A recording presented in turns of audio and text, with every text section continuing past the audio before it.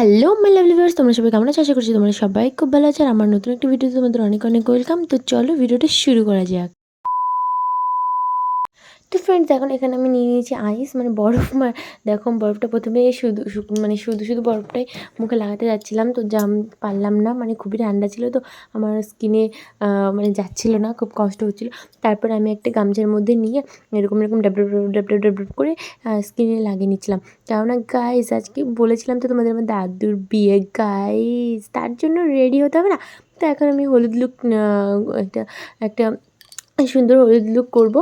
মানে সরি, আমার তো গায়ে হলুদ না, কিন্তু দাদুর গায়ে হলুদ, সেজন্য আমাকে নিজে তো একটু সাজতে হবে, তাই না?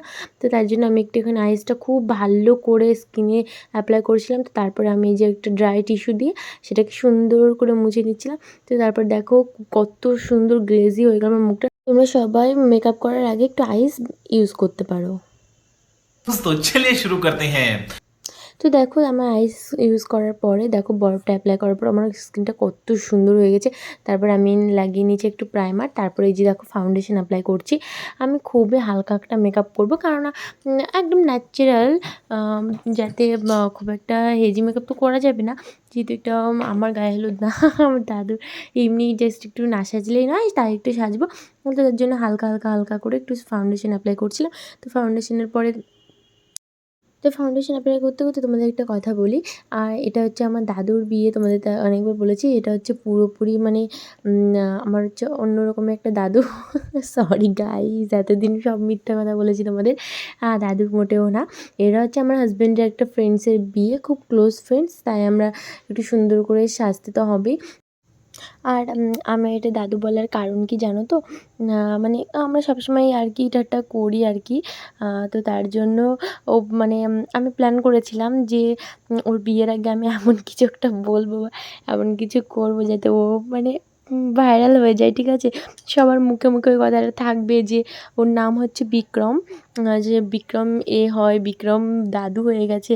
মানে দাদু হয়ে গেছে ঠিক না, আমি এমন কিছু ভেবেছিলাম যে এমন কিছু বলবো যাতে ও, সবাই ধরো ওকে নিয়ে একটু করবে, মানে সবাই একটু মজা পাবে, যার জন্য বেসিক্যালি এটা হচ্ছে মেন কথা।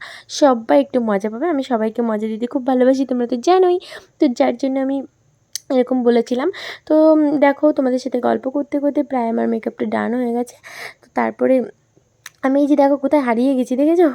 খুঁজে পাওয়া যাচ্ছে না আমাকে, তারপরে হঠাৎ করে কোথার থেকে উদয় হলাম। তো তারপরে দেখো এই যে মেকআপ বলতে একদম হালকা মেকআপ করেছি, তো একদম যাতে বোঝা না যায় আর কি, কেউ যাতে বুঝতে না পারে যে আমি মেকআপ করেছি। সবাই ভাববে গাইজ আমি ন্যাচারাল বিউটি। তো তারপরে দেখো আমি ফেস মেকআপটা মোটামুটি একটু ডান করে তারপরে আমি যে হেয়ারটাকে একটু ঠিক করে নিচ্ছিলাম। এভাবে তো যে উলো তো যাওয়া যায় না, বাড়িতে যেভাবে থাকি পাগলের মতো সেভাবে তো সব জায়গায় যাওয়া যায় না, বলো?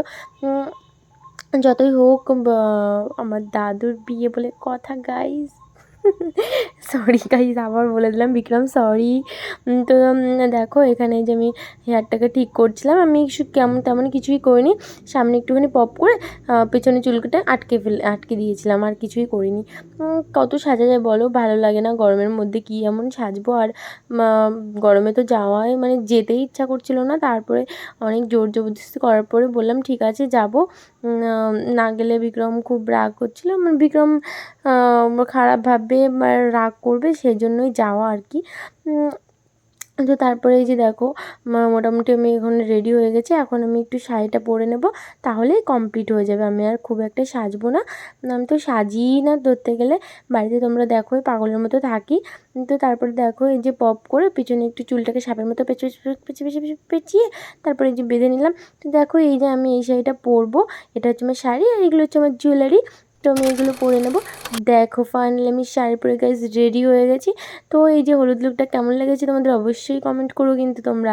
কিন্তু লাস্ট পজিশনে গিয়ে কাছে গিয়ে ক্যামেরার কাছে গিয়ে আমি কী দেখতে পেলাম জানো গাইজ? আমি লিপস্টিকই অ্যাপ্লাই করিনি।